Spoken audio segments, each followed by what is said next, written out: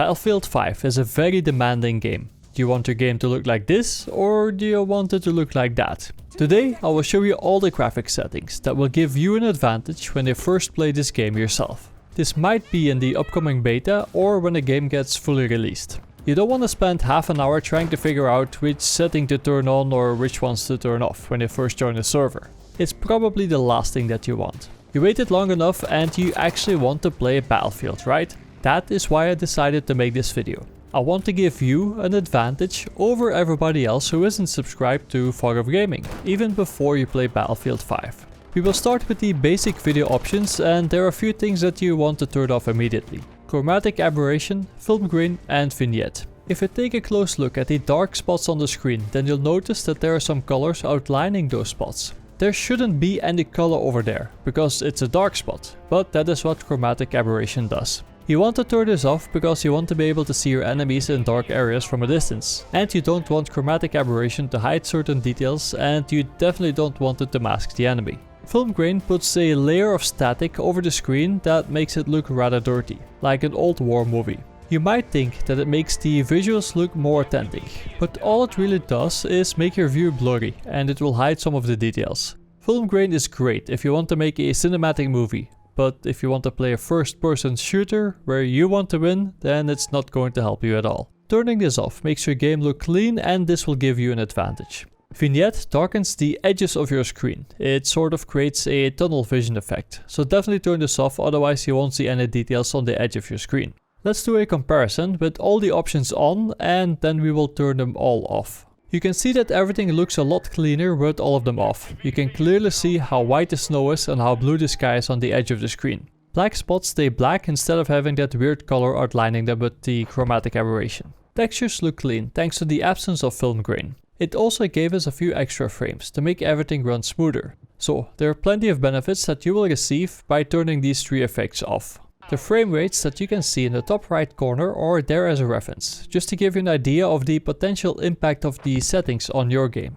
These frame rates were achieved by a PC which has a GTX 1080 Ti, an Intel i7 6900K, and the game is running in 1440p. Reading through the Battlefield forums during the last few years made it clear that most guys play with a field of view of 90. However, this is a very personal preference. Some guys like a narrow but more zoomed in view of the battlefield, and some guys like a fisheye effect. As a Battlefield veteran, you set this to whatever you want to set or whatever you used in the previous Battlefield games. In Battlefield 5 we have the option to go from a field of view of 64, which you can see over here, all the way up to a field of view of 120 for the ultimate fisheye effect. There is no right or wrong here, just personal preference. Turning motion blur on isn't going to give you an advantage, most of us know that.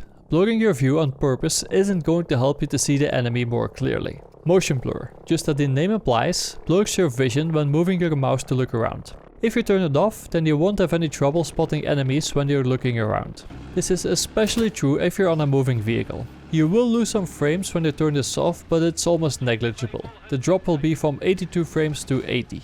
Weapon depth of field blurs your weapon when you aim down sights. This is a personal preference, and some guys like it and some guys don't. I do not like to see a blurry weapon, so I will always turn this off. Another thing that blurs what you see is the lens distortion. At this time it blurs everything that you see. The only way to see things clearly when you have lens distortion on is to actually aim down sights, which is obviously a bad thing since you don't want to lose visibility while sprinting or moving slowly. There is no value in leaving this setting on, regardless of what your playstyle may be, so turn it off. You might lose 2 frames per second, but it's worth to maintain a clear vision. HUD background opacity is best set to 0%. By default, you will see a black background behind the timer and the objective icons. This can definitely make it hard for you to spot enemies if they happen to be blocked by the black background. If you turn this off, you'll have an easier time spotting enemies. There's also a very weird effect that can occur if you aim at a distant objective. A tiny flag can cause a massive black spot on your screen.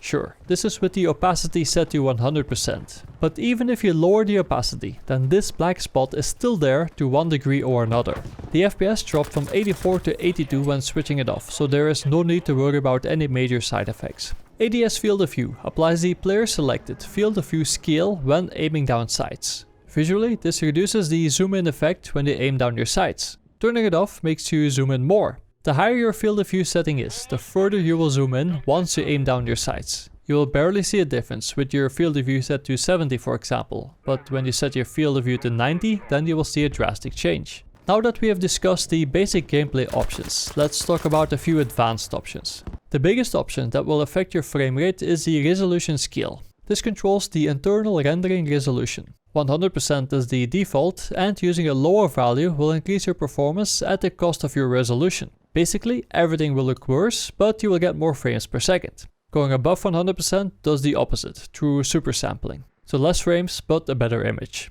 Bump this up to 200% and watch as the frame rate clips from 94 to 31. It looks amazing, but it's almost unplayable, so don't do this unless you've got a super powerful PC. On the other hand, you can lower the resolution scale all the way down to 25%. That increases the FPS count from 94 to 144, which is the limit of my monitor, so this number will actually be higher. Unfortunately, this makes everything look very pixelated and ugly, again, unplayable. Usually you're better off to leave it where it is, at 100%. Sure, you can lower it to get some extra frames, but then your game will look a lot worse and it might be more difficult for you to see your enemies. Not an ideal situation. The next option that we can change is the UI scale factor. Lowering this option to 0% changes the font size, minimap size, objective indicators, etc. Basically, it makes everything that you can see smaller, except for the actual game of course. I'm sure that you know what will happen if we set this to 100%. Text is now extremely large that it becomes a distraction.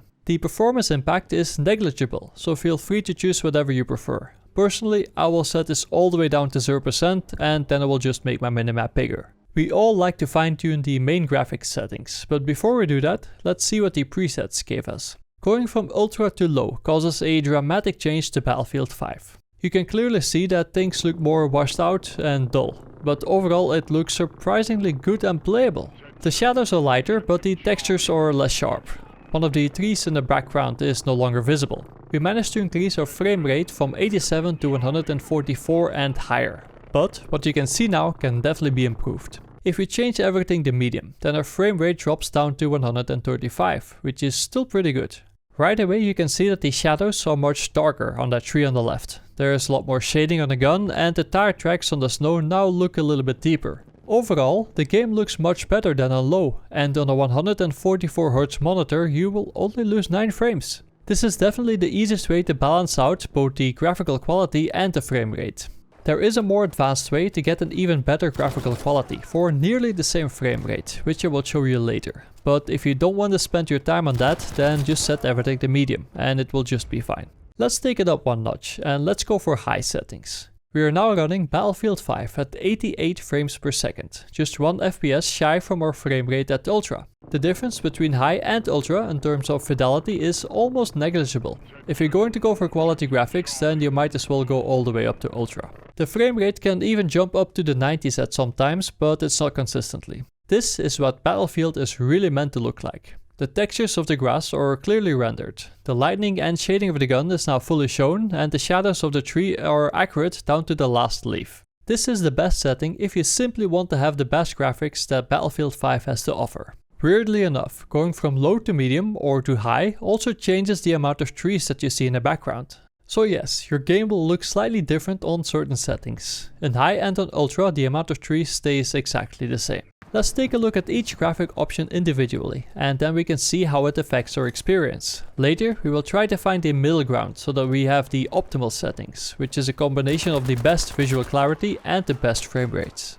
The texture quality doesn't seem to change much in this scene. For some reason, the difference is barely noticeable. If we change texture quality from ultra to low, then everything is pretty much still the same. This requires further testing as soon as the game is released, because they might have blocked this option for now. Texture filtering changes the level of anisotropic texture filtering. A higher setting gives a sharper texture. But again, this seems to have been disabled, same as the texture quality. Even if you zoom in on certain areas, you will find no change whatsoever. It also gives you nearly the same FPS on both settings. Lighting quality has an effect on the details of the light sources and on the shadows. I get 110 frames per second if I set this to low, and as you can see, the shadows of the trees are now less sharp and less detailed. You no longer see the individual leaves in the shadow, instead they now blend and overlap.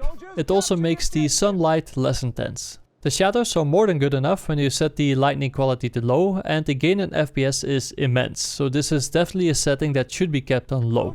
It is not that easy to spot the difference between low and medium, but medium has the same frame rates as an ultra, so it's definitely worth keeping it on low for maximum performance. You will start to notice a difference once you set this to high, and it's enough to justify the loss of frame rates. However, the difference between high and ultra is very minuscule, and they produce almost the exact frame rates. Unlike the lightning quality, the effects quality doesn't seem to have an effect at all in this scene, because there are no explosions. If you compare low and ultra, then you get exactly the same visuals and exactly the same frame rates. This will change when you detonate a grenade, for example, but there was no time to check this because of the short duration of the closed alpha. So keep this setting on low for now until I had the chance to make a follow-up video when the game is released. Post-processing affects the quality and detail of post-processing effects. The impact is most noticeable on the reflections and so on. I get 14 frames per second more on low than on ultra, so this is definitely a good way to improve the performance. There's a very small change between medium to low and it's almost negligible. The frame rates are virtually identical too, so keep it on low if you want performance.